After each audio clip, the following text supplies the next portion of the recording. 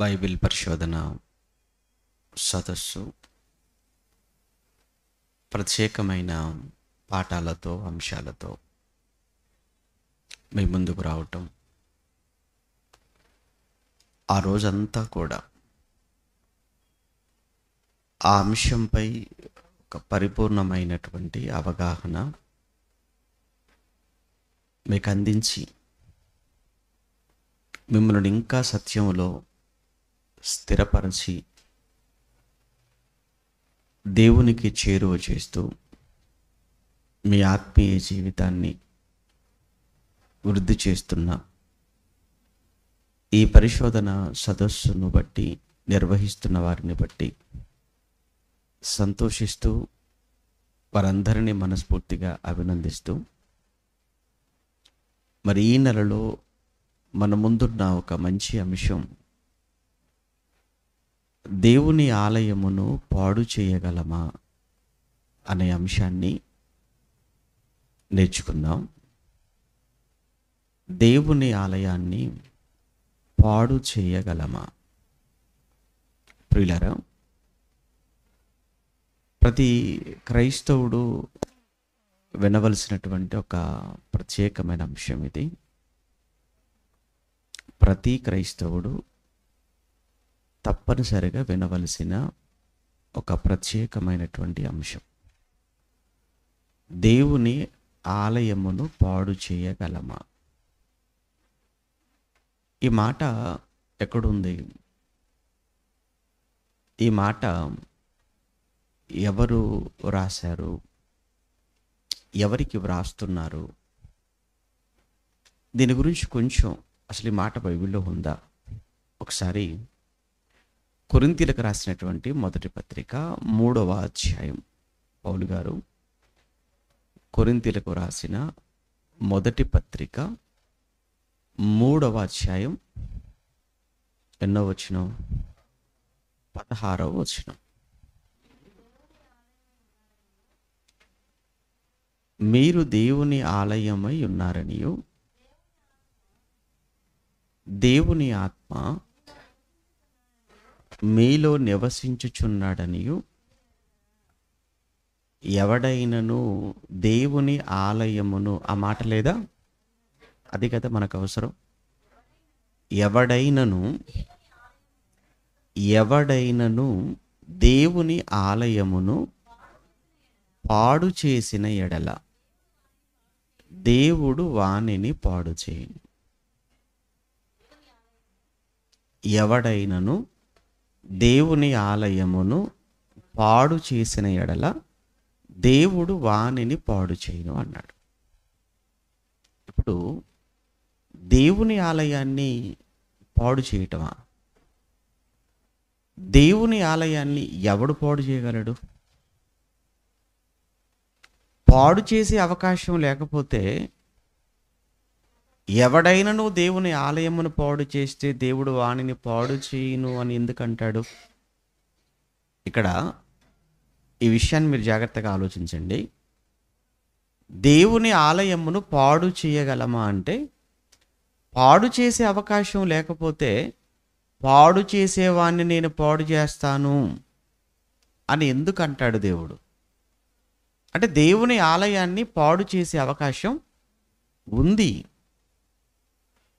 ఆలయాన్ని పాడు చేసే అవకాశం ఉంది కనుక పాడు చేసే వారికి ఒక వార్నింగ్, పాడు చేసే వారికి ఒక హెచ్చరిక దేవుడు చేస్తున్నాడు. మీరు దేవుని ఆలయాన్ని పాడు చేస్తే నేను వాణిని పాడు చేస్తాను అన్నాడు. ఇప్పుడు ఇందులో మొదటగా మనం తెలుసుకోవాల్సిన విషయం ఏంటంటే, అసలు ఇంతకు ఏది దేవుని ఆలయం? దేవుని ఆలయం అంటే ఏది? ఒకటి. రెండోది ఏంటంటే, నిజంగా దేవుని ఆలయాన్ని పాడు చేస్తే దేవుడు పాడు చేస్తాడా? అన్నాడు కదా, మరి అన్నాడు కదా. అసలు ముందు ఏది దేవుని ఆలయం?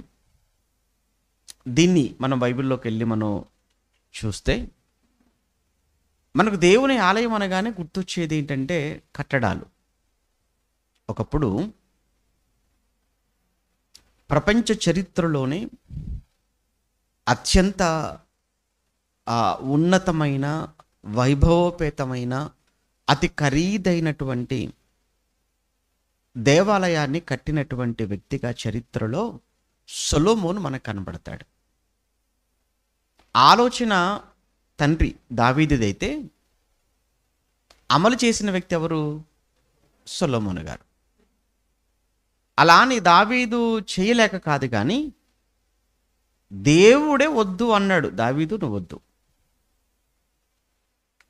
నీ కొడుకు చూసుకుంటాడు, నువ్వు ఇప్పటికే చాలా అలసిపోయావు, నీ చేతిలో యుద్ధంలో అనేక మందిని చంపి నీ చేతులన్నీ కూడా రక్తంతో తడిసిపోయాయి, కనుక నీ కొడుకు వస్తాడు.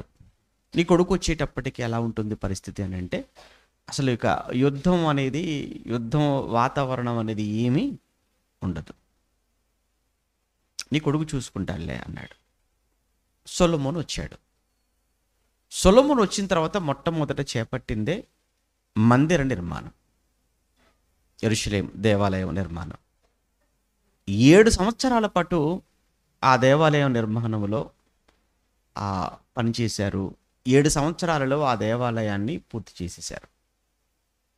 దాని ప్రారంభోత్సవం చాలా ఘనంగా జరిగింది. ప్రారంభోత్సవం రోజున లేదా ఆ నిర్మాణపు సమయంలో సొలొమోను గారు ప్రార్థన చేశారు. ముఖ్యంగా అది మనం ప్రారంభం అని చెప్పుకోవచ్చు. ప్రారంభ రోజున చాలా పెద్ద ప్రార్థన చేస్తాడు సొలొమోను గారు. నాకు తెలిసి అదే బైబిల్లో చాలా సుదీర్ఘమైన ప్రార్థన అంటే సొలొమోను గారు చేసిన ప్రార్థనే. దేవుడికి చాలా లెంతీగా ఉంటుంది, చాలా సుదీర్ఘంగా ఉంటుంది. అందులో ఒక మాట అంటాడు, ఏంటంటే, అయ్యా, ఇది నేను కట్టాను, కానీ ఇందులో నేను నిన్ను ఉండమని, నువ్వు ఉంటావని నేను అనటం లేదు. ఎందుకు అంటే, నీ ఆకారం చాలా పెద్దది, నీ రూపం చాలా పెద్దది, నీ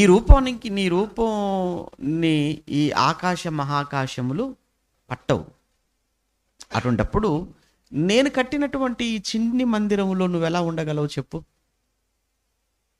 అంటే సొలొమోను కట్టినటువంటి ఆలయం ఒకవేళ దేవుని ఆలయం అని మనం కాసేపు అనుకుంటే, అది దేవుని నివాస స్థలం అని మనం అనుకుంటే, అసలు కట్టినటువంటి సొలొమోను గారు ఏమంటున్నారో ఒకసారి మన బైబిల్లో చూద్దాం. రాజుల మొదటి గ్రంథం 8వ అధ్యాయం కదా. రాజుల మొదటి గ్రంథం 8వ అధ్యాయం 28వ వచనంలో, నిశ్చయముగా దేవుడు ఈ లోకమందు నివాసము చేయడు, ఆకాశ మహాకాశములు సైతము నిన్ను పట్టజాలవు, నేను కట్టించిన ఈ మందిరము ఎలాగు పట్టును అన్నాడు. అంటే ఆయన కట్టిన ఆయనే చెప్తున్నాడు కదా, ఏమని? నేను కట్టింది నీకు ఎలా సరిపోతుంది, నేను కట్టినది నీకు ఎలా సరిపోతుందని కట్టిన ఆయనే అంటున్నాడు అని అంటే, ఆ యెరూషలేము మందిరములో, ఆ బంగారు దేవాలయములో ఎవరు ఉండే అవకాశం లేదు? దేవుడు ఉండే అవకాశం లేదు. తర్వాత మాట్లాడుతున్నాడు, అయినను నిన్ను ఇందులో ఉండమని నేను నిన్ను అనటం లేదయ్యా, ఎందుకంటే నీకు పట్టదు.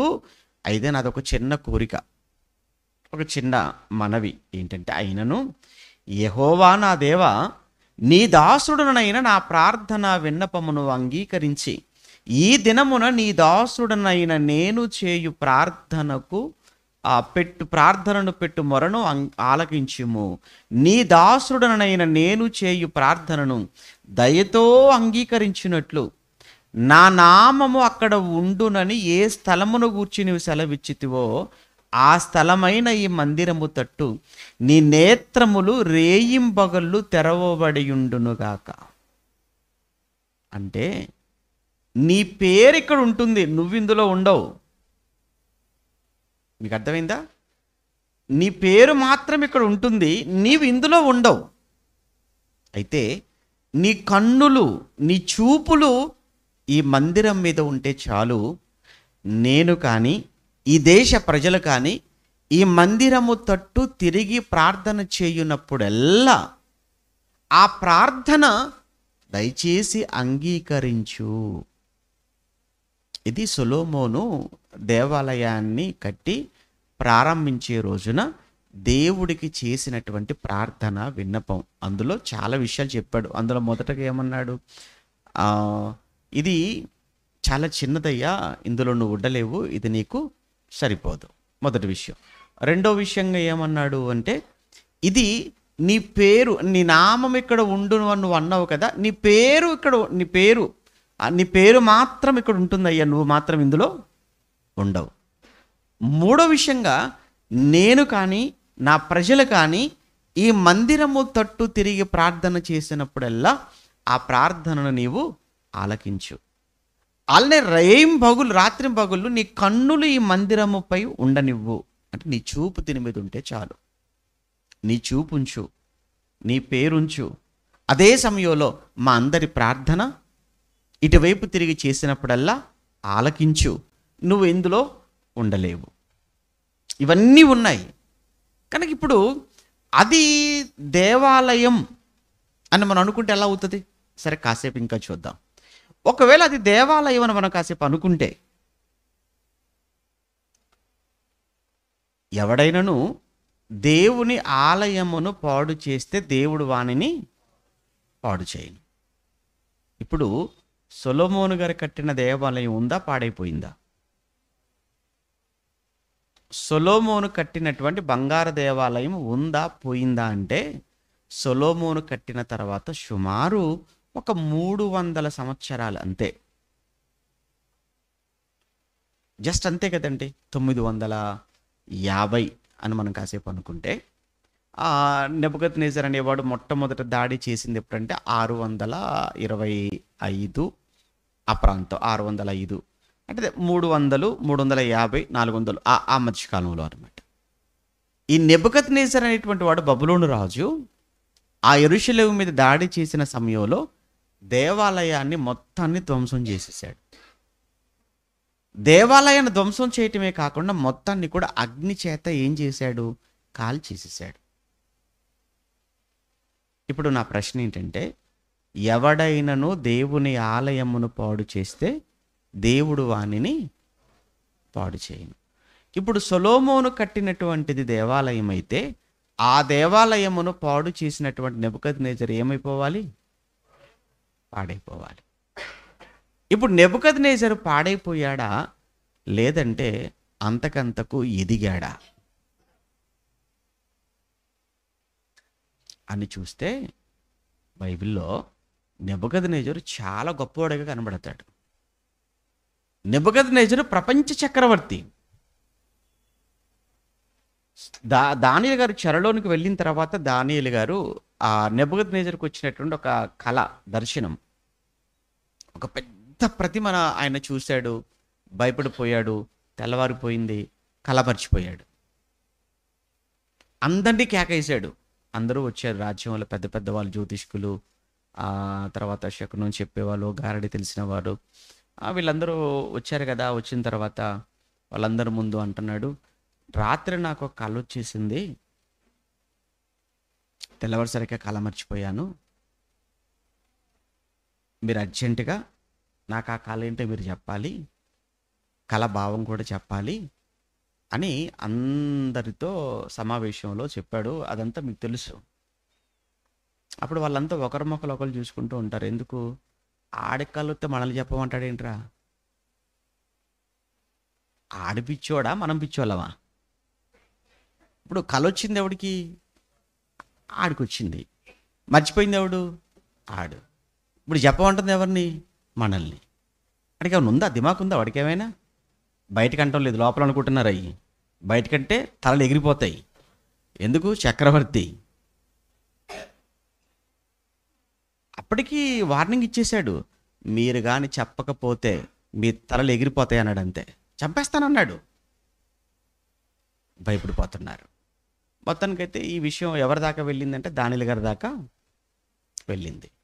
అప్పుడు దానియేలు గారితో పాటు షడ్రకు, మేషకు, అబేద్నెగోలు, తన ఉన్నారు కదా స్నేహితులు, అందరూ ప్రార్థనలో ఉన్నారు. దానియేలు అన్నాడు, ఇదిగో నేను చెప్తానండి అన్నాడు. అని గదిలోకి వెళ్ళి ప్రార్థన చేశాడు. రాజుగారి దగ్గరకు వచ్చాడు.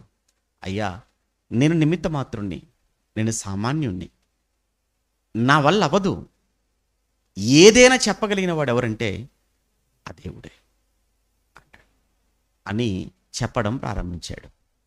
రాజా, మీరు నిద్రలో ఉంటుండగా మీ కళ్ళ ముందు ఒక చాలా పెద్ద ప్రతిమ, బ్రహ్మాండమైన ఒక ప్రతిమ మీ కళ్ళ ముందు కనిపించింది కదా అనగానే వెళుతున్నాడు అనమాట. నిజమే నిజమే, ఏదో పెద్ద ప్రతిమ నేను చూశాను. అది ఎలా ఉంది? దాని శిరస్సు బంగారం అన్నాడు. ఆ బంగారం ఎవరో కాదు, మీరే. ఎవరు చెప్పాడు కదా, బైబిల్లో ఉన్నది కదా, నేను చెప్తున్నాను. దానిలో కింద 2వ అధ్యాయం తర్వాత చదువుకోండి. మన పాఠం అది కాదు. కాకపోతే దేవుని ఆలయం ఏంటో అన్నది మీకు తెలియడం కోసం ఎంత చెప్పుకుంటూ వస్తున్నాను. ఓకేనా? ఆ శిరస్సు బంగారము అన్నాడు. ఆ శిరస్సు బంగారము, ఆ బంగారము ఎవరు అంటున్నాడు? మీరే, మీ రాజ్యం అన్నాడు. అప్పటికే దేవాలయాన్ని ఏం చేసి వచ్చాడు? పడగొట్టి మొత్తాన్ని కాల్చేసి వచ్చిన తర్వాత కలగంటే ఆ కలలో నెబుకద్నెజరు యొక్క రాజ్యాన్ని, నెబుకద్నెజరును దేనితో పోల్చాడు? బంగారం. అదేంటి బంగారంతో పోల్చడం ఏంటి? ఆయన దేవాలయాన్ని పడగొట్టిన వాడిని, దేవాలయాన్ని కాల్చేసిన వాడిని మేలి బంగారం, శిరస్సు మీరేనని చెప్పటం ఏంటి? అంటే ఇక్కడ మనకి ఏమర్థం కావాలి? ఎవడైనను దేవుని ఆలయమును పాడు చేస్తే దేవుడు వానిని పాడు చేయును అన్నాడు. అది దేవుడు ఉన్న, దేవుడు నివసించిన చోటు కాదు. ఇంకొక మాటలో చెప్పాలంటే ఆడికి కత్తిచ్చిందే దేవుడు. ఎవరికి? నెబుకద్నెజరుకి కత్తిచ్చిందే దేవుడు. మరి ఆ రోజు రాజు కదా, చక్రవర్తి కదా, వెళ్ళు దండించు. ఎందుకు? యూదులు మాట వినటం లేదు, లోబడటం లేదు, తిరుగుబాటు చేస్తున్నారు, అవిధేయులుగా మారిపోయారు. రాజ్యంలో ఎటు చూసిన అక్రమము, అన్యాయం కనుక మరి వారిని శిక్షించాలి కదా. ఎన్ని మార్లు చెప్పినా వినప్పుడు శిక్షించాలి కదా అని బెత్తం ఇచ్చాడు. బెత్తం ఇచ్చి పంపించాడు. అంత ధ్వంసం అయిపోయింది. ఆ తర్వాత వీళ్ళేమన్నా బాగున్నారా అంటే వీళ్ళేం బాగోలేరు. ఎవరు? నెబుకద్నెజరు కానీ, బబులోను సామ్రాజ్యం కానీ, వీళ్ళు చెడిపోయారు. ఆ తర్వాత దేవుడు ముందే చెప్పాడు, ప్రస్తుతానికైతే వీరిని శిక్షించడం వాళ్ళని వాడుకుంటున్నా, ఆ తర్వాత వీళ్ళు కూడా ఓవర్ అయిపోతారు, వీళ్ళు చెడిపోతారు, వీరిని శిక్షించడానికి ఇంకొకరిని వాడుకుంటాను, వాళ్ళు అశూరీయులు, క్షమించండి వారే మాదీయ పారసీకులు అని. ఈ చరిత్ర అంతా మనం పాత నిబంధనలు చదువుకుంటాం. ఏదైనా ఇక్కడ మనకు అవసరమైన ఒక పాయింట్ ఏంటంటే, ఎవడైనను దేవుని ఆలయమును పాడు చేస్తే దేవుడు వానిని పాడు చేయను అన్నాడు. ఒకవేళ నిజంగా ఇది భౌతికమైనటువంటి ఆలయం అని అనుకుంటే, భౌతికమైన మందిరమును అనుకుంటే, అక్కడ నెబుకద్నెజరుకి ఏం జరగలేదే. నెబుకద్నెజరుని ధ్వంసం చేసినప్పుడు దేవుడు ఏం చేయలేదే. ఇంకా అతని రాజ్యాన్ని దేనితో పోల్చాడు? శిరస్సుతో బంగారంతో పోల్చాడే. కనుక అక్కడ మనం ఆలోచించవలసింది, అది దేవుని ఆలయమా కాదు. రైట్. ఆ తర్వాత మరలా ఆ దేవాలయం ధ్వంసం అయిపోయినటువంటి, పడిపోయినటువంటి ఆ ప్లేస్లోనే యూదులంతా కూడా బబులోనుకు 70 సంవత్సరాల చెరలోనికి వెళ్ళి 70 సంవత్సరాల తర్వాత మళ్ళీ కోరేష్ పరిపాలనలో మళ్ళీ తిరిగి వచ్చారు యెరూషలేముకు. వచ్చి మరలా అక్కడ మళ్ళా దేవాలయాన్ని మళ్ళా నిలబెట్టారు. ఎవరు కట్టారు అక్కడ ఆ దేవాలయాన్ని? రెండో మారు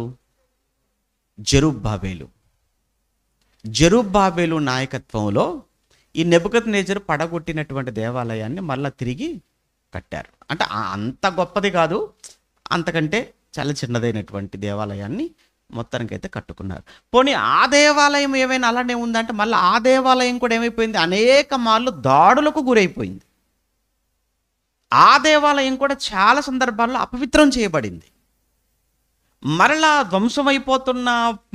అపవిత్రమైపోతున్న ఆ దేవాలయాన్ని యేసుక్రీస్తుల వారి కాలం నాటికి ఈ దేవాలయమును మీరు పడగొట్టండి, తిరిగి 3 దినాల్లో లేపుతానని ప్రభు అంటే, చుట్టూ ఉన్న వాళ్ళంతా అపార్థం చేసుకొని ఏంటి ఈ దేవాలయాన్ని పడగొడితే 3 దినాలు లేపుతావా? మా వాళ్ళు దీన్ని ఎన్ని సంవత్సరాలు కడుతున్నారో తెలుసా? ఇప్పటికీ 46 సంవత్సరాలు అయింది, స్టిల్ కంటిన్యూ, ఇంకా పూర్తవ్వలేదు. 46 సంవత్సరాల నుంచి దీన్ని ఏం చేస్తున్నారు? ఇంకా కడుతూనే ఉన్నారు, ఇంకా పూర్తవ్వలేదు. అలాంటిది నువ్వు 3 దినాలలో లేపేస్తావా? యాక్చువల్గా ఆయన మాట్లాడుతున్నది కళ్ళ ముందు కనబడుతున్న దాని గురించి కాదు, దేహం అనే తన దేవాలయం, తన శరీరాన్ని గురించి మాట్లాడుతున్నాడు యేసుప్రభుల వారు. అలానే ఆ రోజు యేసుప్రభు ఏ దేవాలయం ముందు నిలబడి మాట్లాడాడో, ఏ జెరుబ్బాబెలు కట్టిన ఆ దేవాలయం, ఆ హేరోదు మరమ్మతులు చేసిన ఆ దేవాలయం అదేమైనా ఉందంటే, దానిని కూడా క్రీస్తు శకం 70వ సంవత్సరంలో టైటస్ యొక్క పరిపాలన కాలంలో ఆ దేవాలయాన్ని కూడా మొత్తం ఏం చేసేసారు? మొత్తం ధ్వంసం చేసేసారు. ఇప్పుడు లేదు అక్కడ యెరూషలేములో, ఇప్పుడు దేవాలయం ఏమీ లేదు. ఇప్పుడు 3వ దేవాలయం అక్కడ కడతారని వాళ్ళంతా ఎదురు చూస్తున్నారు. ఇప్పుడు థర్డ్ టెంపుల్ అని తెలుసు కదా మీకు చరిత్ర. అంటే మొదటిసారి దేవాలయం ధ్వంసం అయిపోయింది, రెండోసారి దేవాలయం అది పడగొట్టబడింది.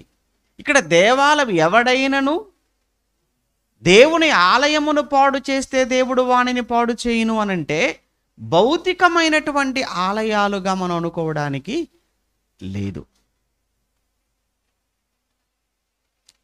ఈ మాట పౌలు గారు మాట్లాడుతున్నారు. పౌలు గారు ఎవరికి రాస్తున్నాడు ఈ మాట? పౌలు గారు కొరింథీ సంఘానికి రాస్తున్నాడు. పౌలు గారు ఈ మాట ఎవరికి రాస్తున్నాడు? కొరింథీ సంఘానికి. ఇప్పుడు పౌలు గారు ఈ మాట కొరింథీ సంఘానికి రాస్తున్నాడు అని అంటే, కొరింథీ సంఘములో లేదా కొరింథీ పట్టణములో ఏముందన్నమాట? దేవుని ఆలయం ఉంది.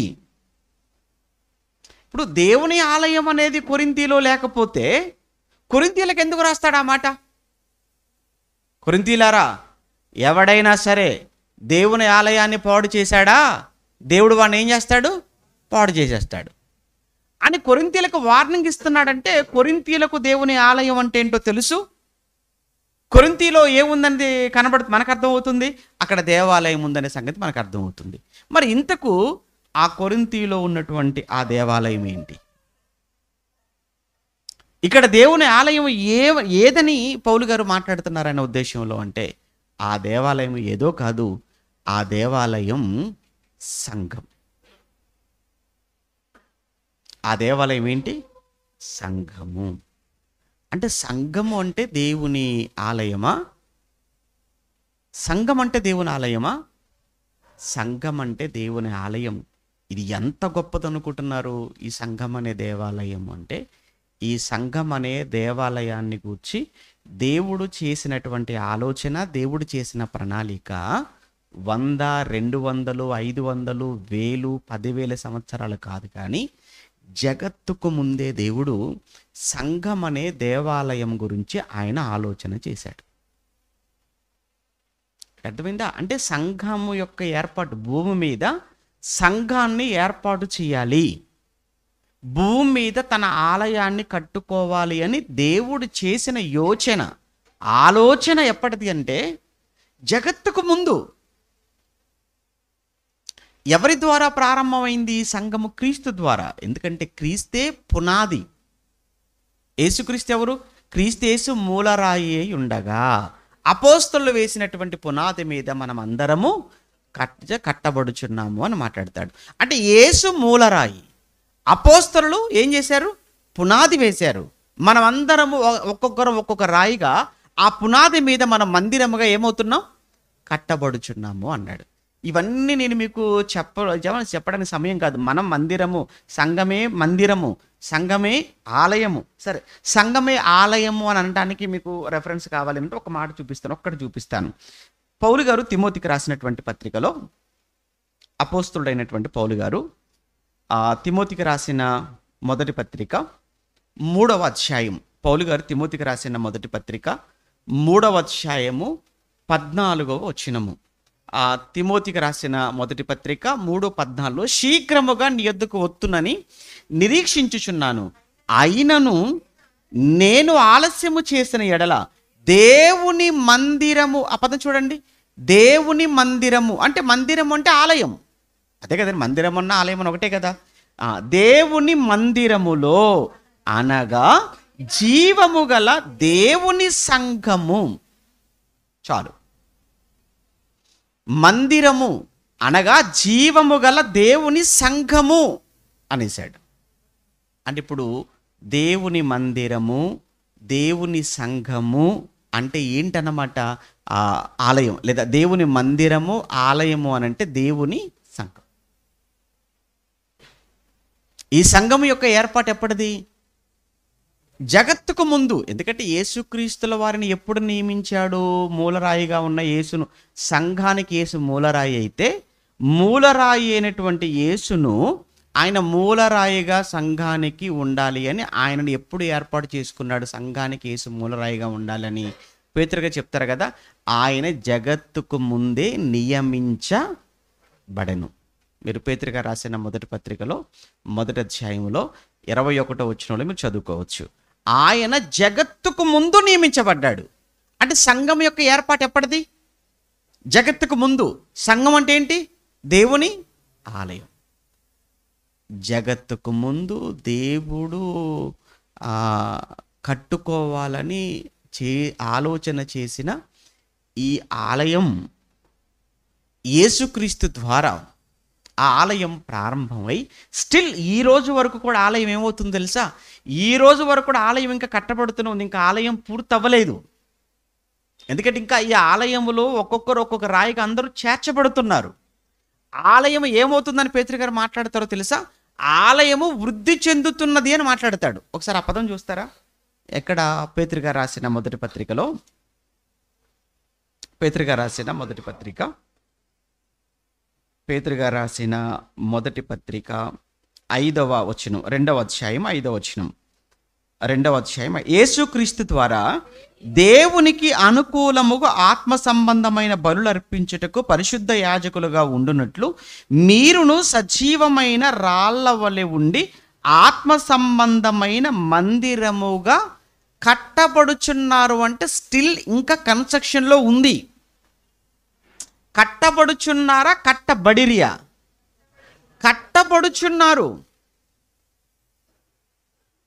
ఎఫెసీ పత్రికలో అయితే వృద్ధి పొందుచున్నది అంటాడు. 2వ అధ్యాయంలో వృద్ధి పొందుచున్నది అంటాడు. అంటే ఇంకా కట్టబడుతుందా ఈ మందిరం? అవును, ఈ ఆలయం, ఇంకా దేవుని ఆలయం అనేది ఇంకా కట్టబడుతూనే ఉంది.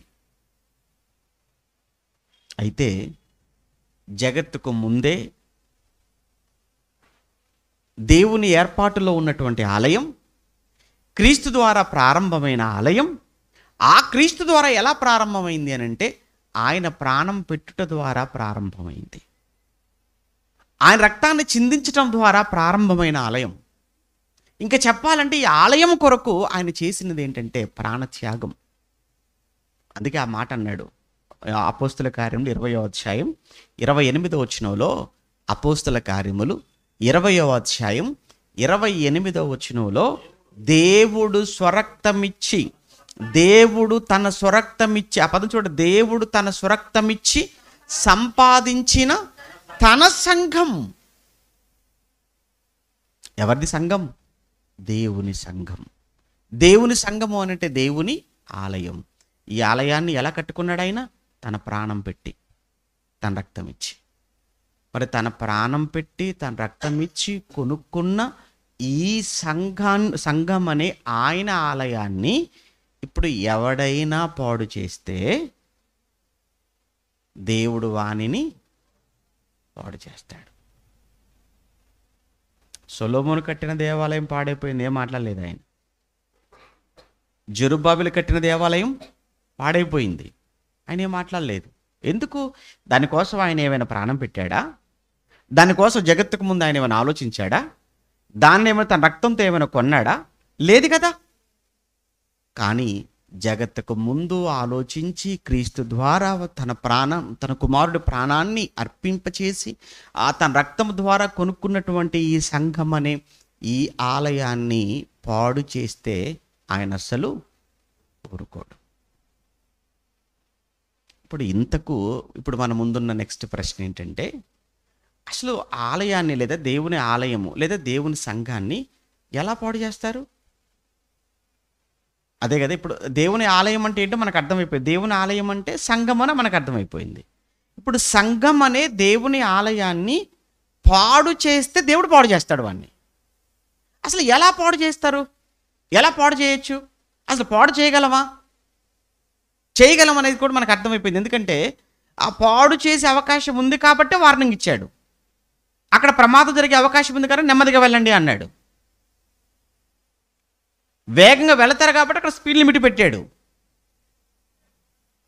అలానే పాడు చేసే అవకాశం ఉంది కనుకనే పాడు చేస్తే నేను పాడు చేస్తాను అని మాట్లాడుతున్నాడు. ఇప్పుడు దేవుని ఆలయము ఎలా పాడవుతుంది, లేదా దేవుని ఆలయాన్ని ఎలా పాడు చేస్తారు అనేది ఇప్పుడు నెక్స్ట్గా మనం ఆలోచించుకోవాలి. అయితే ఇందులో దేవుని ఆలయాన్ని రకరకాలుగా లేదా ఎన్నో విధాలుగా పాడు చేసే అవకాశం ఉంది. సంఘాన్ని ఎన్నో విధాలుగా పాడు చేసే అవకాశం ఉంది. అందులో మొట్టమొదటి స్థానంలో వచ్చేది ఏంటంటే బోధలు. బోధలతో, మాటలతో లేదా బోధలతో లేదా మాటలతో సంఘాన్ని పాడు చేసే అవకాశం ఉంది. ఇది మనం ఎలా చెప్పొచ్చు అని అంటే, పౌలు గారు తన సువార్త 3వ ప్రయాణం ముగించేసుకొని తిరిగి యెరూషలేముకు వచ్చేటువంటి సమయంలో మార్గ మధ్యలో మిలేతు అనేటువంటి ప్రాంతానికి ఎఫెసులో ఉన్నటువంటి సంఘ పెద్దలందరినీ పిలిపించి వాళ్ళందరితో సమావేశం అవుతాడు. వాళ్ళంతా కూడా ఎఫెసు సంఘ పెద్దలు. అంటే ఎఫెసులో ఉన్న సంఘం అంటే ఎఫెసులో ఉన్న దేవుని ఆలయం. అది మీకు అర్థమైందా? ఎఫెసు సంఘం అంటే మనం ఏమనుకోవాలి? ఎఫెసులో ఉన్న దేవుని ఆలయం. సంఘం, ఎఫెసు సంఘం అన్న ప్లేస్లో మనం ఏం ఆలోచించాలి? అది దేవుని ఆలయం. ఇప్పుడు తిరుపతిలో సంఘం అంటే తిరుపతిలో దేవుని ఆలయం. కడపలో ఉన్న సంఘము అంటే కడపలో ఉన్న దేవుని సంఘం అంటే కడపలో ఉన్న దేవుని ఆలయం. ఇలా మీరు ఆలోచించండి కాసేపు. ఇప్పుడు ఎఫెసులో ఉన్నటువంటి సంఘ పెద్దలను పిలిపించాడు. సంఘ పెద్దలందరినీ కూర్చోబెట్టాడు. ఇప్పుడు ఆ సంఘ పెద్దల సమావేశంలో ఏం మాట్లాడుతున్నాడో చూద్దాం. అపోస్తుల కార్యములు 20వ అధ్యాయం. అపోస్తుల కార్యములు 20వ అధ్యాయం 29 నుంచి 28 చదువుకున్నాం కదా. ఇప్పుడు మనం 28 చదువుకున్నాం కనుక ఇప్పుడు 29 నుంచి చూద్దాం. నేను వెళ్ళిపోయిన తర్వాత 28లో ఏం చెప్పాడు? 28లో ఇదిగో సంఘం అంటే మీరు ఏమనుకుంటారు ఏంటో, దేవుడు తన స్వరక్తం ఇచ్చి సంపాదించుకున్న సంఘం ఇది. ఈ సంఘాన్ని కాయడానికి పరిశుద్ధాత్మ మిమ్మును దేని యందు అధ్యక్షులుగా ఉంచెనో ఆ యావత్తు మందను గూర్చి మీ మట్టుకు మిమ్మును గూర్చి. అంటే మీరు 2 పనులు, మంద గురించి జాగ్రత్తగా ఉండాలి, మీ గురించి కూడా జాగ్రత్తగా ఉండాలి. మంద అంటే విశ్వాసులు, మీరు అంటే పెద్దలు. కనుక విశ్వాసులను జాగ్రత్తగా చూసుకుంటూ మరోవైపు మీరు కూడా జాగ్రత్తగా ఉండండి. విశ్వాసులు చెడిపోయినా ఆలయం పాడైపోతుంది. అలానే మీరు చెడిపోయినా ఆలయం ఏమైపోతుంది? పాడైపోతుంది. చాలామంది చాలా అతి తెలివిగా మాట్లాడుతుంటారులేండి. నా గురించి మీకు ఎందుకండి అంటారు. మరి ఒకవేళ నా గురించి మీకు ఎందుకండి అని అంటే మరి పౌలు గారికి తెలియదేమో. మరి పౌలు గారు సరేలే విశ్వాసులు ఎలా అయితే పోయారులే కానీ మీరు జాగ్రత్తగా ఉండండి, లేదా వాళ్ళ గురించి మీకు అవసరం లేదు, మీ గురించి వాళ్ళకి అవసరం లేదు అని చెప్పొచ్చు ఆయన. అలా చెప్పలేదు. యావత్తు మందను గూర్చియు మీ మట్టుకు మిమ్మును గూర్చియు మీరు జాగ్రత్తగా ఉండండి. ఎందుకంటే మీరంతా కూడా ఆలయములో, మీరంతా కూడా ఒక్కొక్కరు ఒక్కొక్క రాయిగా మీరు అమర్చబడ్డారు కనుక మీరు జాగ్రత్తగా ఉండండి అని చెబుతూ 29లో నేను వెళ్ళిపోయిన తర్వాత క్రూరమైన తోడేళ్ళు మీలో ప్రవేశించునని నాకు తెలియను, వారు మందను కనికరింపు. క్రూరమైన తోడేళ్ళు మీ మధ్యలోనికి వస్తాయి అన్నాడు. ఇంత క్రూరమైన తోడేళ్ళు అంటే ఎలా ఉంటాయి? క్రూరమైన తోడేళ్ళు అనగానే ఏదో తోడేళ్ళు వస్తాయని కాదు అక్కడ ఉద్దేశం. ఒకటి. రెండోది ఏంటంటే క్రూరమైన తోడేళ్ళు అనగానే పోనీలేండి మనుషులేనండి, కాకపోతే క్రూరంగా ఉంటారు. వాళ్ళు క్రూరంగా ఉంటారనేది కాదు. చూడటానికి మనుషులేదో చూడటానికి తోడేళ్ళ ఉంటారా? చూడటానికి మనుషులు ఏమైనా పులిలా ఉంటారా? చూడటానికి మనుషులు సింహంలా ఉంటారా? అలా ఏమి ఉండరు. ఎలా ఉంటారంటే మంచిగానే ఉంటారు, చాలా బాగుంటారు చూడటానికి. వాళ్ళు చూడటానికి బాగుంటారు, మాట కూడా చాలా స్వీట్గా ఉంటుంది, చాలా తీయగా ఉంటుంది. ఏమంటే ఈ వారం 10 రోజుల నుంచి మీరు హైదరాబాద్లో ఒక విషయం గురించి మీరు వింటున్నారు చూసారా? పేరు ఏదో ఉందండి ఆయన పేరు. అదే భార్యను చంపేసి హీటర్లో నానబెట్టేసి ఆ తర్వాత కుక్కర్లో ఉడికించేసి గురువుగారు మొత్తానికైతే పట్టుకున్న తర్వాత ఆయన ఎస్పీ గారు ప్రెస్ మీట్లో మాట్లాడుతున్నప్పుడు ఎలా ఉన్నాడు చూడటానికి, ఈయన వెళ్ళాడు లోపలికి, వెళ్ళగానే ఆయన చూసి ఈడికే నచ్చాడట ఎస్పీ గారికి. అంటే అంత అందంగా ఉన్నాడట, అంత అందంగా ఉన్నాడండి. అసలు అతను అలా చేశాడని నమ్మలేకపోతున్నానండి. అతను చూడటానికి మంచి హైటు, మంచి పర్సనాలిటీ, ఆ ఫేస్ కూడా చక్కగా చక్కటి రౌండ్ ఫేస్ చాలా బాగుంది, మాట కూడా చాలా బాగుంది. క్రూరంగా ఏమీ లేడు, చేసిన పని మాత్రం ఎలా ఉంది? అమ్మో, మనిషి సాఫ్ట్గా ఉన్నాడు, మనిషి చూస్తానికి చాలా స్మార్ట్గా ఉన్నాడు. కానీ పని చూసారా ఎంత క్రూరత్వంగా, ఎంత క్రూరుడు. ఏంటండి అసలు చంపడం ఏంటి, ముక్కలు ముక్కలుగా చేయటం ఏంటి, ఆ కుక్కర్లో ఉడికించడం ఏంటి, ఆ తర్వాత ఎండబెట్టడం ఏంటి, ఆ తర్వాత పొడి చేయటం ఏంటి, ఏంటిది అసలు? ఏంటి మనిషినే చేశాడు, ఆ మనిషినే భార్యనే. అంటే ఎంత క్రూరత్వంతో నిండిపోయాడు చూడండి, ఎంత వినటానికే చాలా మనకే మనసు అప్పట్లేదు, అంత భయంకరంగా ఉంది సిచ్యువేషన్. మనిషి చూస్తే ఇతను చేశాడా అన్నట్లుగా ఉన్నాడు మరలా. అలానే సంఘంలోకి, దేవుని ఆలయములోనికి వచ్చి, దేవుని ఆలయములో సంఘములో ఉన్నటువంటి వారిని ఈడ్చుకుని పోయేవారు, సంఘాన్ని పాడు చేసేవారు, వారు క్రూరమైన తొడిలనగానే క్రూరంగా ఉంటారని మీరు అనుకోకండి. వాళ్ళు కూడా చాలా సాఫ్ట్గా ఉంటారు, చాలా మెత్తగానే ఉంటారు. ఈ విషయాన్ని పౌలు గారు ఎక్కడ చెప్తారు? రోమీలకు రాసినప్పుడు చెప్తుంటాడు, వాళ్ళు చాలా సాఫ్ట్గా ఉంటారని చెప్తాడు అనమాట. ఎంత సాఫ్ట్గా ఉంటారో ఒకసారి చూస్తారా? రోమపత్రిక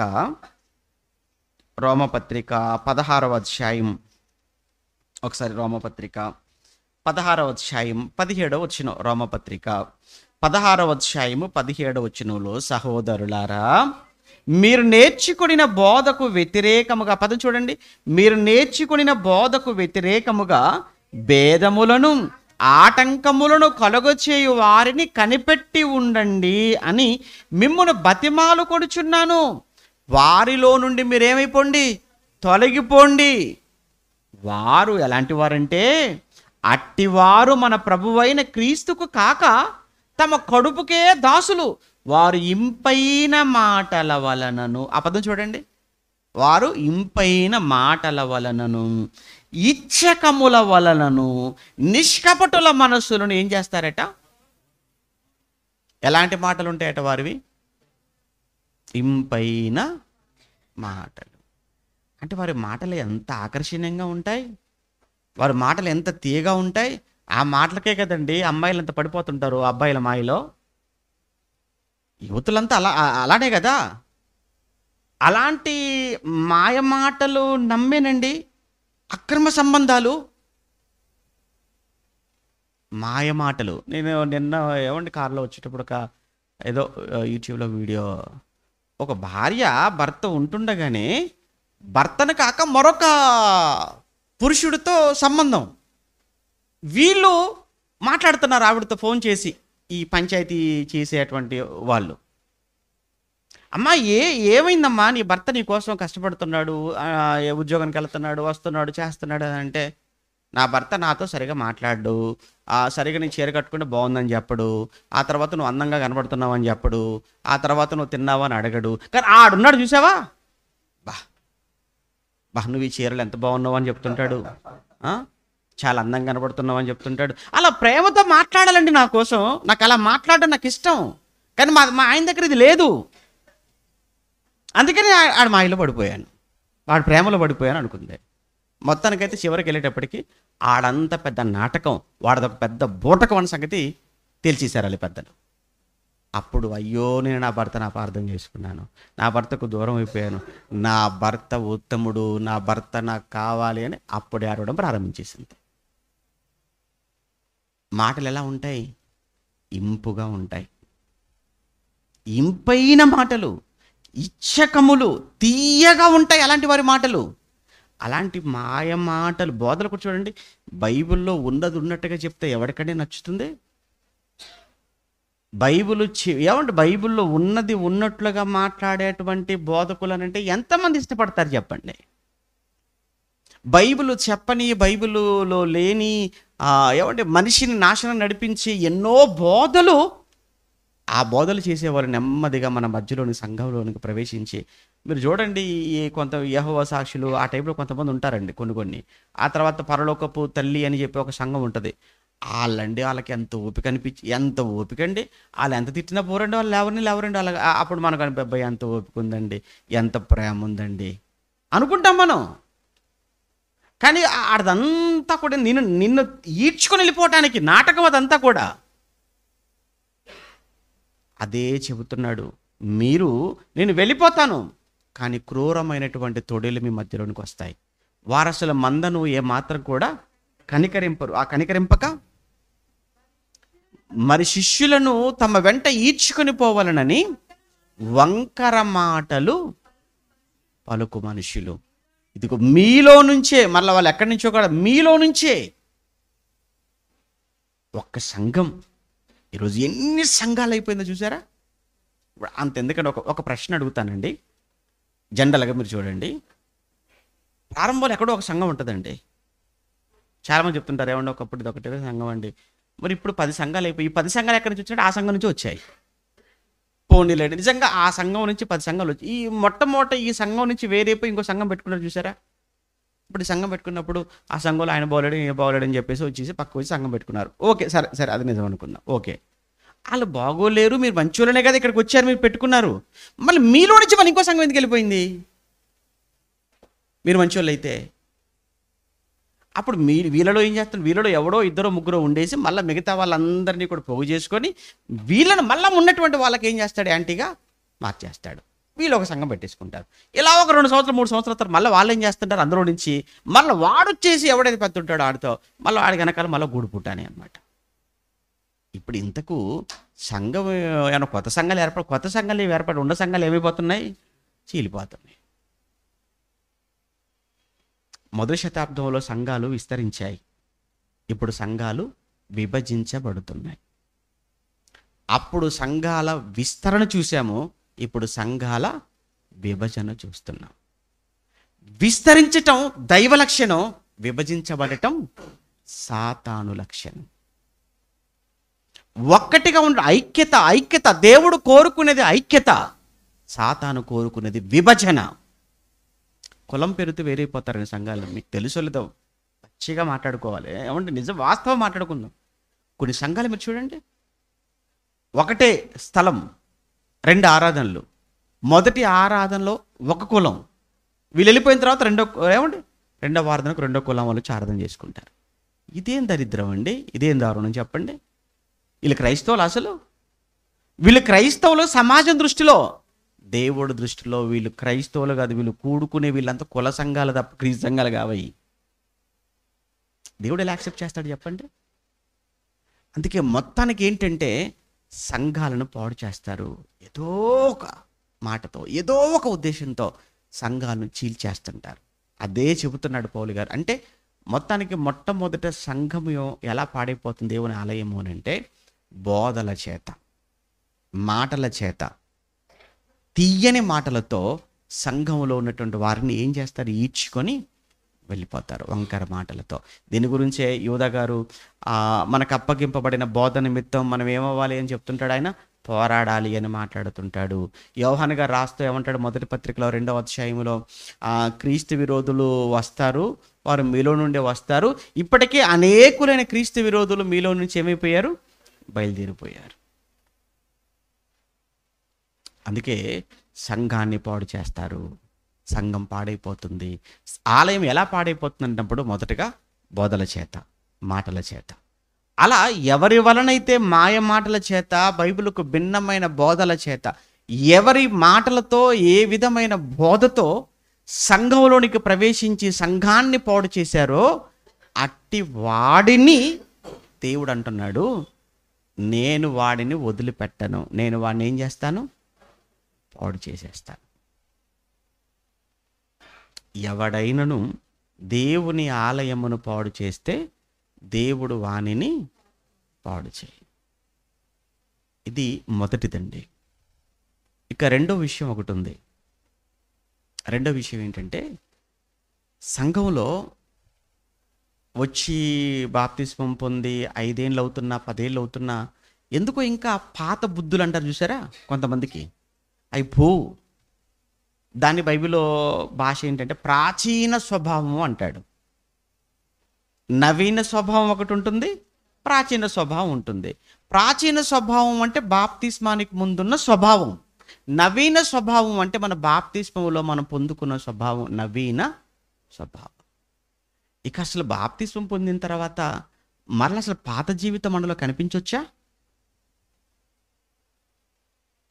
నిజంగానండి ఏమనిపించిద్దంటే, మన దేశంలో క్రైస్తవ్యాన్ని మతం అని ఎవరైతే మాట్లాడుతున్నారో, మతం మార్చేస్తున్నారని ఎవరైతే అంటున్నారో, వాళ్ళందరికీ తెలియవలసినటువంటి ఒక మంచి విషయం ఏంటంటే, ఇక్కడ మారుతుంది మతం కాదు, స్వభావం. మనం మార్చుకుంటుంది స్వభావాన్ని తప్ప మతం కాదు. మన పాత స్వభావాన్ని వదిలేసి కొత్త స్వభావం తెచ్చుకుంటున్నాం. ప్రాచీన స్వభావాన్ని విడిచిపెట్టి నవీన స్వభావాన్ని పొందుకోవటం, క్రీస్తును నమ్ముకోవటం అంటే మతం మారడం కాదు. క్రైస్తవ్యంలోనికి వెళ్ళటం అని అంటే మతం మార్చుకోవడం కాదు. క్రైస్తవ్యంలోనికి వెళ్ళటము, క్రీస్తును నమ్మటం అని అంటే స్వభావాన్ని మార్చుకోవటం. అవును, నేను గతంలో నాకున్న చెడు స్వభావం, గతంలో నాకున్న పాత జీవితం, రోత జీవితం ఏదైతే ఉందో దాని అంతటిని వదిలేసి నేను నూతనంగా కొత్తగా మారిన మనిషిలా బ్రతుకుతాను అని తీర్మానం చేసుకుని వస్తున్నారు ఇక్కడికి. మంచిదే కదండి, స్వభావం మారితే మంచిదా? అలానే తాగుబోతుకుంటాం దేశానికి ఏది మంచి చెప్పండి? దొంగగానే బ్రతకటం మంచిదా ఈ దేశానికి? ఒక హంతకుడుగానే ఉండటం దేశానికి మంచిదా? ఒక వ్యభిచారిగా ఉండటం దేశానికి మంచిదా? కాదు కదా. మారటమే కదా మంచిది. ఒక దొంగ మారాడు అని అంటే ఎంత మంచి సంతోషం కదా. ఒక తాగుబోతు మారాడు అంటే అంతకంటే సంతోషం ఏం కావాలి? తన భార్యకి కానీ, తల్లికి కానీ, తండ్రికి కానీ, కుటుంబానికి కానీ కూర్చోబెట్టి నువ్వేం చేసి మారుస్తావో మార్చి చూద్దాం. నీ వల్ల కానిది, ఎవరూ చెయ్యలేనిది దేవుని మాట అతనిలో కార్యం చేసినప్పుడు అవన్నీ వదులుకొని మంచి మనిషిలా మారటానికి నేను సిద్ధపడుతున్నాను ఇక్కడికి వచ్చి తను బ్రతుకుతుంటే సంతోషించవలసిన దేశం, సంబరపడవలసిన సమాజం మతం అనేటువంటి దానిని మన మీదకు రుద్ది పులిమి ఎంత రప్చర్ చేస్తున్నారో చూస్తున్నారు. మీరు ఎంత రచ్చ చేస్తున్నారో చూస్తున్నారు ఈరోజు. లేదు, ఇక్కడ కేవలం ఏంటంటే స్వభావం మారాలి. కానీ ఎందుకో మనం సంఘాలలో కొంతమందిని చూస్తుంటే బాప్తిస్మం పొంది 5 ఏళ్ళు అవుతున్నా 10 ఏళ్ళు అవుతున్నా ఇంకా కొంతమందిలో ప్రాచీన స్వభావం పోవట్లేదు. వారి వలన సంఘానికి, దేవుని ఆలయానికి ప్రమాదం. మళ్ళీ చెప్తున్నాను, అలా మారని వారు ఎవరైతే ఉంటారో వారి వలన సంఘానికి చాలా ప్రమాదం ఉంది. మారరు కొంతమంది. కొరింథీలకు రాస్తూ చెప్తాడు పౌలు గారు, కొరింథీ పత్రిక మొదటి పత్రికలో పులిసిన పిండితో పోలుస్తాడు కదా. పులిసిన పిండితో పోలుస్తాడు. అదే కొరింథీలకు చెప్తుంటాడు. ఎందుకు? సమస్య అక్కడే ఉంది కనుక. కొరింథీలకు రాసిన మొదటి పత్రిక 5వ అధ్యాయం మీరు చూడగలిగితే, కొరింథీ మొదటి పత్రిక 5వ అధ్యాయము 6లో, మీరు అతిశయపడుట మంచిది కాదు, పులిసిన పిండి కొంచెమైనను ముద్ద. ఇక్కడ పులిసిన పిండి అనగానే ప్రాచీన స్వభావం గురించి మాట్లాడుతున్నాడు. పాత స్వభావం, పాత జీవితం గురించి మాట్లాడుతున్నాడు. అలా బాప్తిస్మం పొంది నేను క్రైస్తవునని చెప్పుకుంటూ కూడా ఇంకా సంఘంలో సినిమాలు మానుకొనని వారు, సిగరెట్లు మానుకొనని వారు, మందు మానుకొనని వారు, దొంగతనాలు మానుకొనని వారు, వ్యభిచారాన్ని మానుకొనని వారు ఎవరైతే ఉంటారో అలాంటి వారి వలన సంఘంలో మిగతా వారు కూడా పాడైపోయే అవకాశం ఉందా లేదా? మీరు చెప్పండి ప్రాక్టికల్గా. ఒక్కడికి ఉంటుందండి అలవాటు, సినిమాలకు వెళ్ళే అలవాటు. వాడికి దగ్గరగా ఉన్నవాడు ఏం చేస్తుంటాడు? నెమ్మదిగా ఒక్కసారికి ఒకసారి చూస్తే తప్ప ఏంటట? ఆ మోటివేషన్ ఎలా ఉంటుంది తెలుసా? ఒక్కసారి వెళ్తే ఏమవుతుందట, ఒక్కసారి చూస్తే ఏమవుతుందట, ఒకసారికి పర్వాలేదురా, ఈ ఒక్కసారికి నా త్వర అంటాడు. వాడు వెళ్తాడు.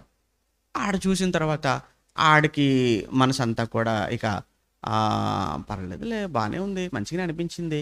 మళ్ళీ రెండోసారి మళ్ళీ ఒకసారి అడిగాడు అనుకోండి. మొదటిసారి ఏమో వద్దు వద్దు అని 10 సార్లు అంటాడు, రెండోసారి వద్దులే వద్దులే అంటాడు, మూడోసారి వెళ్ళిపోతుంటాడు అంతే. ఇంకా అంటే ఎందుకు ఎక్కడో మనసు అలా 2 సార్లు వెళ్ళాడు. ఇక మూడోసారికి వచ్చేటప్పటికి వీడు అడుగుతాడు, ఎప్పుడు వెళ్దామరా అంటాడు అంతే. అది స్వభావం, అది అంతే, మానవ స్వభావం అది. ఆరాధన జరుగుతుంది, సెమినార్ జరుగుతుంది, దైవ కార్యక్రమం జరుగుతుంది, అయినప్పటికీ కూడా అంటే వాడొక్కడున్నాడు, ఆ అలవాటు ఉన్నవాడు, ఆ ఒక్కడు వాడుకున్న అలవాటు మరొకడికి ఏం చేశాడు, అందించాడు. ఇప్పుడు ఇద్దరు అయ్యారు, ఒకడు తోడయ్యారు. ఇప్పుడు వీరిద్దరు కలిసి ఇంకెవడున్నాడు రా అని మూడోవాన్ని చూస్తుంటారు. దీని వలన మరలా సంఘం అంతా కూడా, దేవుని ఆలయం అంతా కూడా పాడైపోయే అవకాశం ఉందా? ఒక్కటి గుర్తుంచుకోండి, మీ వలన సంఘములో ఎవరు పాడైపోయినా, మీ వలన సంఘములో ఎవరు పాపానికి ప్రేరేపితులైనా, మీ వలన ఎవరు సంఘానికి, దైవానికి, పాపానికి దగ్గరైపోతున్నా, దేవునికి దూరం అయిపోతున్నా, మిమ్ములను మాత్రం దేవుడు వదిలిపెట్టాడు. మిమ్ములను వదిలిపెట్టాడు, వారిని కూడా వదిలిపెట్టాడు. ఎందుకంటే మీరు తీసుకుని వచ్చేది ఇదంతా కూడా సంఘానికి ఆపాదించేస్తున్నాడు, సంఘానికి పులుముతున్నారు. చూసారు ఈ పాపం? అందుకు చెప్తున్నాడు, ముద్ద కొంచెమే కావచ్చు, కానీ పిన్నంతటిని కూడా ఏం చేస్తుంది, అది పులియచేయండి. మీకు తెలియదు ఏం కాదండి.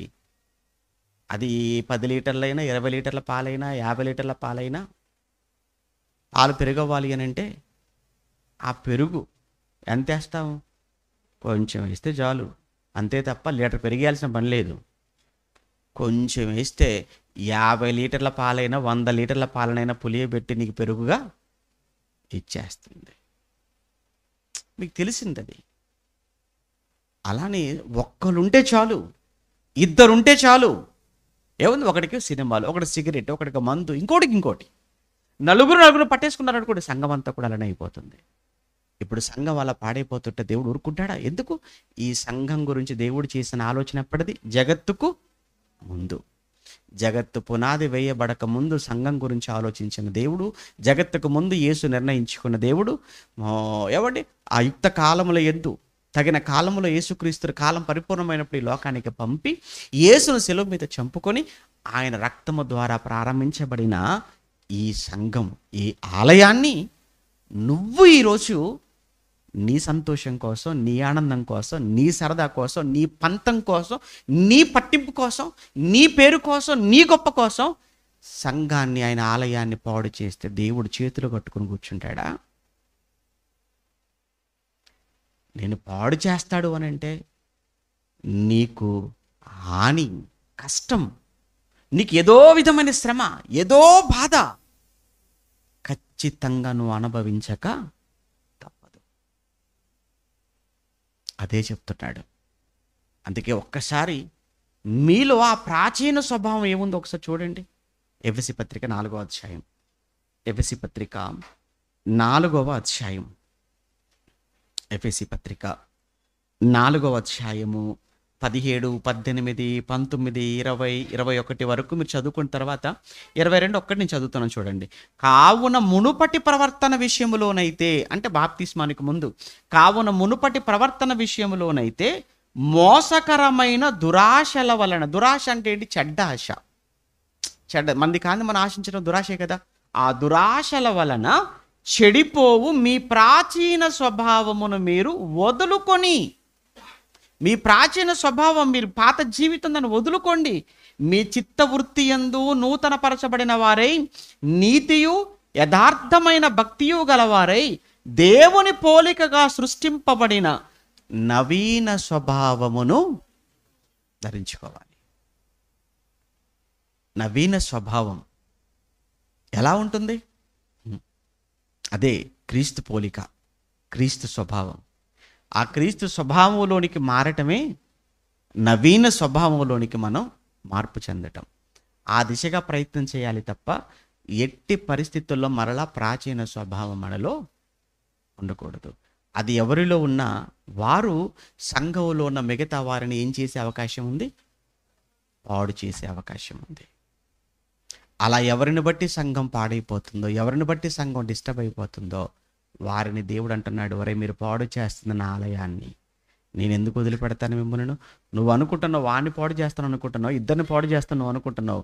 నువ్వు పాడు చేసే సంఘాన్ని, ఆ సంఘం నేను ప్రాణం పెట్టుకున్న సంఘం, అది నేను రక్తం పెట్టుకున్న సంఘం, విలువ పెట్టుకున్న సంఘం, కోట్ల సంవత్సరాల క్రితం నేను ఏర్పాటు చేసుకున్న సంఘం.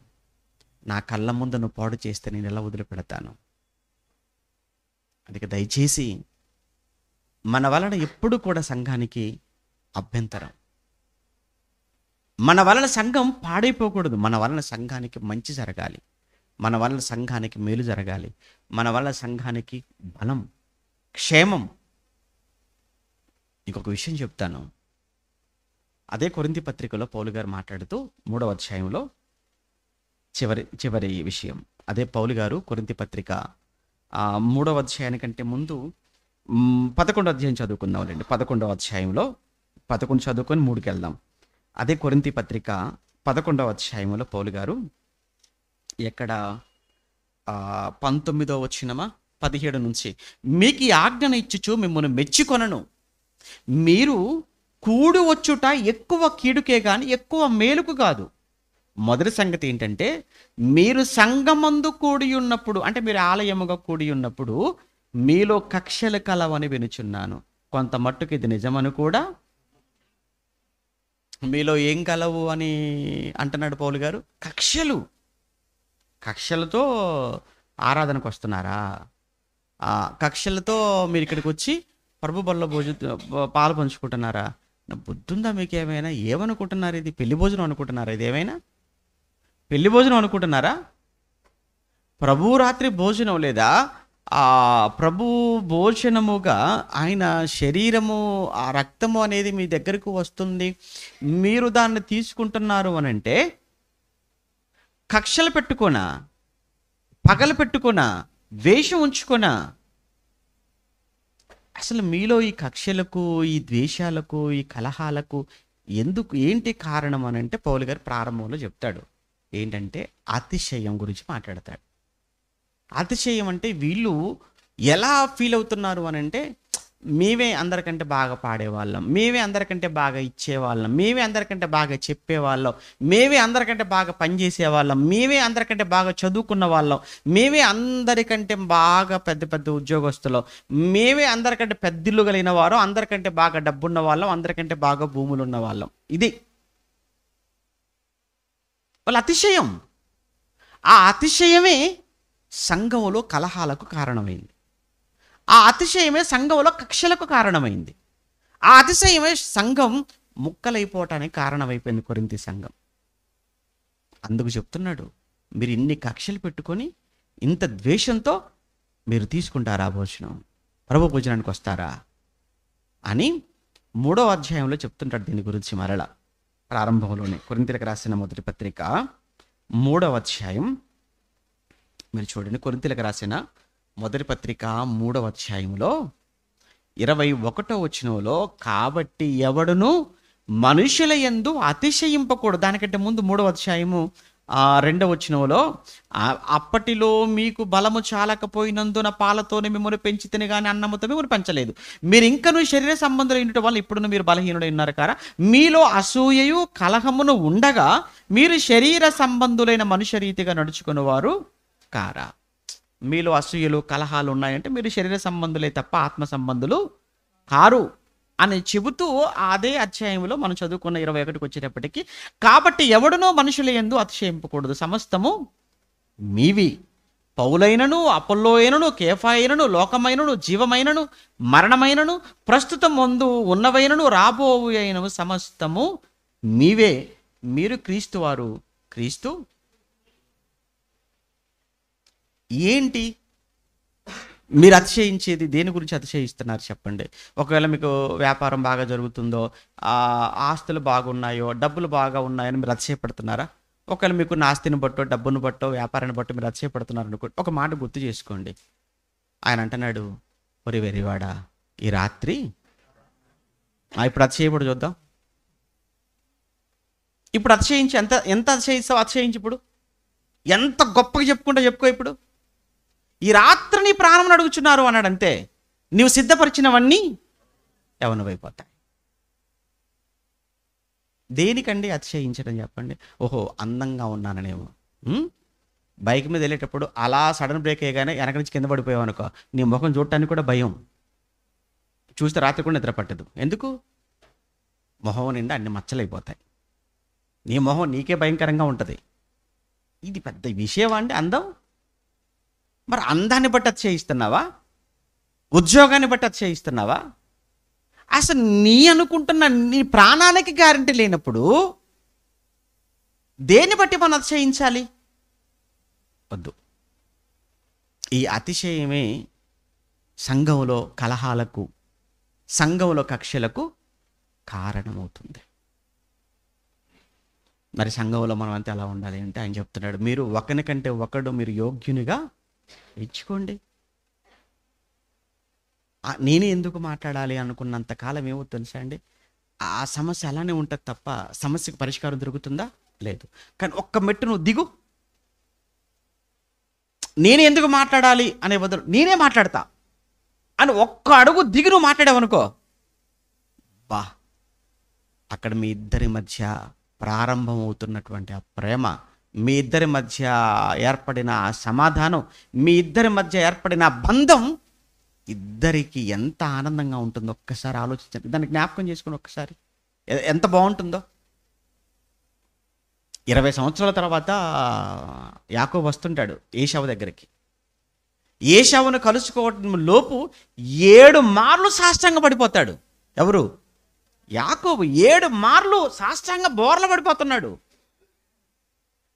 దగ్గరికి రాగానే ఏశావు యాకోబులు ఇద్దరు ఒకరినొకరు గట్టిగా కౌగులించుకొని ఒకరి మెడ మీద ఒకరు పడిపోయి ముద్దులు పెట్టుకొని, ఏమైందయ్యా ద్వేషం, చంపుదామని వచ్చాడు ఏశావు, చంపేద్దాం వీడిని ఈరోజు అనుకున్నాడు. చంపుదాం అనుకుని వచ్చిన ఏశావు తమ్ముడు మెడ మీద పడిపోయి ముద్దులు పెట్టుకొని కలిసిపోయి, ఎంత చక్కటి ప్రేమను చూసాం అక్కడ మనం.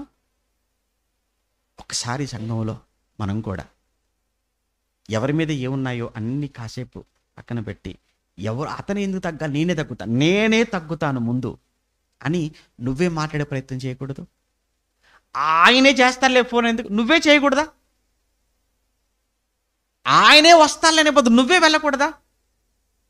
నువ్వే ముందుగా వెళితేనో, నువ్వే ఫోన్ చేస్తేనో, నువ్వే పలకరిస్తేనో వాళ్ళు కూడా, వాళ్ళ దగ్గర కూడా నీ గౌరవం పెరిగిపోయి, నీ మీద ప్రేమ పెరిగిపోయి నేను దగ్గరకు తీసుకుంటే ఆ సంఘంలో ఇంకెక్కడుంటాయి చెప్పండి విభేదాలు?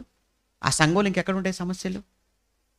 ఒక్కసారి సంఘం నీ వలన పాడు కాకూడదు, సంఘం నీ వలన అభ్యంతరపడకూడదు, సంఘం ఎవరి వలన డిస్టర్బ్ అవ్వకూడదు. నా వలన సంఘానికి అభ్యంతరంగా ఉన్నది ఏదైనా సరే వదిలేసుకుంటాను. పౌలంతటి మహానుభావుడని నిజంగా ఆయన, నా సహోదరునికి నేను మాంసం తినడం అభ్యంతరమా? నా సహోదరునికి నేను మాంసం తినటమే అభ్యంతరం అయితే, నా సహోదరుడు నా మాంసం వలన అభ్యంతర పడతాడు అనుకుంటే అతని కోసం నేను ఈ రోజు నుంచి మాంసం, బా, ఒక్కడి కోసం అంత ఆలోచించాలని, సంఘానికి కాదండి అభ్యంతరం, సహోదరుడి కోసం మాత్రమే ఆలోచించాడు పౌలు గారు. ఒక సహోదరుడికి మాంసం తింటే అభ్యంతరం అనుకుంటే, అతను నేను ఎండటికీ మాంసం తినను అని శపథం చేసుకొని నిర్ణయించుకున్నప్పుడు ఒక సహోదరుని పోగొట్టుకోవడం ఇష్టం లేక నా సంఘానికి నేను అభ్యంతరంగా ఉన్నానా? ఏ విషయంలో నేను అభ్యంతరంగా ఉన్నాను? ఇంతమంది సహోదరులు నా విషయంలో ఎందుకు అభ్యంతర పడుతున్నారు? నేను మానుకోలేనా దానిని? వాళ్ళు ఏమైపోతే నాకేంటి, నేను రైటే, నేను పర్ఫెక్టే, నేను గట్టిగా బలంగా నువ్వు అనుకొని అంతమంది సోదరులను, అంతమంది సంఘాన్ని నువ్వు పాడు చేస్తున్నప్పుడు మానసికంగా, ఆధ్యాత్మికంగా దేవుడిని ఎందుకు వదిలిపెడతాడు చెప్పు? కనుక దేవుని ఆలయమును పాడు చేయటం అంటే ఏంటో ఇప్పుడు చూశారు కదా. మాటలతో కానీ, చేతలతో కానీ, అతిశయంతో కానీ, ఏ విషయంలో కూడా నువ్వు దేవుని ఆలయమైన సంఘాన్ని డిస్టర్బ్ చేయకూడదు, పాడు చేయకూడదు. అలా పాడు చేస్తే దేవుడు ఎవరిని, అందుకే ఎవడైనా, ఆ పదం చూసారు ఎంత బాగుంది, ఎవడైనను అన్నాడంటే ఇందులోకి వచ్చిన తర్వాత నువ్వు ఎంత అందగాడివో, ఎంత విద్యావంతుడివో, ఎంత డబ్బున్నవాడివో, ఎంత పెద్ద ఎవడివైనా సరే, నువ్వు ఇందులోకి వచ్చేసిన తర్వాత నీ వలన సంఘానికి చెడ్డ పేరు, నీ వలన సంఘం పాడైపోతుంది, నీ వలన సంఘానికి అభ్యంతరం కలుగుతుంది అనుకున్నప్పుడు ఎట్టి పరిస్థితుల్లో కూడా దేవుడు నిన్ను విడిచిపెట్టాడు. కనుక దేవుని ఆలయమును పాడు చేయగలమా అని టైటిల్ ఇచ్చాం కదా. పాడు చేయగలమా? పాడు చెయ్యగలం. ఎలా పాడు చేయొచ్చు? లేని మాటలు, బైబిల్కి భిన్నమైన మాటలు, బైబిల్కి భిన్నమైన బోధలు చేసి పాడు చేయొచ్చు. ప్రాచీన స్వభావంతో పాడు చేయొచ్చు, అతిశయంతో పాడు చేయొచ్చు, ఇంకా అనేక రకాలుగా పాడు చేయొచ్చు. కానీ పాడు చేయటం కాదు మన పని, బాగు చేయటం. పాడు చేశామా, పాడైపోతుందా, దేవుడు వదిలిపెట్టక మనల్ని కూడా ఏం చేస్తానన్నాడు? పాడు చేస్తాను అన్నాడు. కనుక మీ వలన సంఘం ఎప్పుడూ పాడు కాకూడదు. సంఘానికి బలం ఇవ్వండి. ఒక బర్నబా గురించి మాట్లాడుతున్నప్పుడు ఆయన ఆదరణ పుత్రుడట, హెచ్చరిక పుత్రుడట. నిజంగా యెరూషలేము సంఘానికి వెన్నుగా ఉన్నవాడు, బలంగా ఉన్నవాడు. ఇలా ఎందరో కనబడుతుంటారు. అలా మీ వలన సంఘానికి ఆదరణ కలగాలి, మీ వలన సంఘానికి నెమ్మది కలగాలి, మీ వలన సంఘానికి బలం ఉండాలి తప్ప మీ వలన సంఘం బలహీన పడిపోకూడదు. మీ వల్ల సంఘం బలహీన పడిందంటే దేవుడు మిమ్మల్ని వదిలిపెట్టాడు. ప్రార్థన చేసుకున్నాం. మహోన్నతుడా, మా కన్న తండ్రి, ఆలయం అంటే ఏంటో చెప్పాను, ఆలయాన్ని పాడు చేయటం అంటే ఏంటో చెప్పాను. మీ పిల్లల్లో ఎవరి మీద మాకు ఏ విధమైన ద్వేషం లేదు, ఉండకూడదు కూడా నాయన. లేఖనాలలో రాయబడిన ప్రతి సంగతిని సరియైన విభజనతో మీ పిల్లల ముందు పెట్టాను. విన్నారు. ఒక మంచి ఆలోచన, ఒక మంచి యోచన మీ పిల్లలు చేయాలి. ఈ సమయంలో ఎవరి వలన ఎప్పుడు కూడా సంఘం అభ్యంతరపడకూడదు. సంఘానికి ఎప్పుడు వెన్నుగా ఉండాలి తప్ప వెన్నుపోటు పొడవటం కానీ, సంఘానికి ఎప్పుడు అభ్యంతరకరంగా కానీ ఏ ఒక్కరు ఉన్నా అది వారికి చాలా ప్రమాదము అని మీ వాక్యంలో నుంచి మీ పిల్లలకు తెలియజేశాను.